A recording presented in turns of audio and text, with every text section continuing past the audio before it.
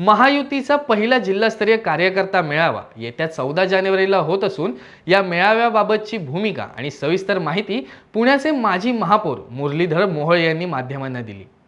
राज्यातील महायुतीचे सर्व घटक पक्ष यांनी एकत्रितपणे नेतृत्वानं निर्णय केला की संपूर्ण राज्यामध्ये 36 शासकीय जे जिल्हे आहेत त्या जिल्ह्यांमध्ये महायुतीच्या पदाधिकाऱ्यांचा कार्यकर्त्यांचे मेळावे घ्यायचा। दिनांक 14 जानेवारीला सगळ्याच संपूर्ण राज्यामध्ये एकूण 36 जिल्ह्यांमध्ये हे मेळावे होत आहेत।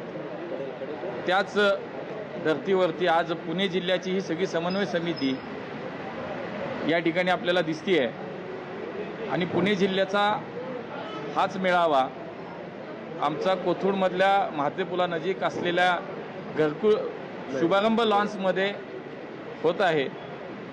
त्याचीच माहिती देण्यासाठी आजची पत्रकार परिषद या ठिकाणी होती।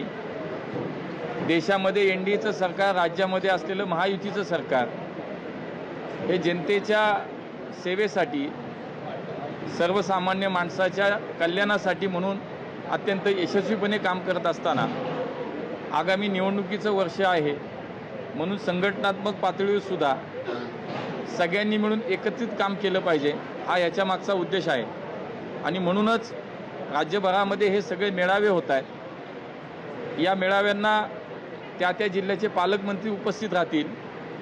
त्यानंतर पुन्हा राज्यातले 6 जे आपले विभाग आहेत त्या 6 विभागामध्ये 6 मेळावे होतील आणि त्याच्यामध्ये राज्याचे मुख्यमंत्री माननीय एकनाथ शिंदे साहेब, राज्याचे उपमुख्यमंत्री माननीय देवेंद्रजी फडणवीस साहेब, उपमुख्यमंत्री माननीय अजितदादा पवार आणि बाकी सगळे घटकपक्षाचे आमचे प्रमुख नेते या विभागीय मेळाव्याला उपस्थित राहणार आहेत।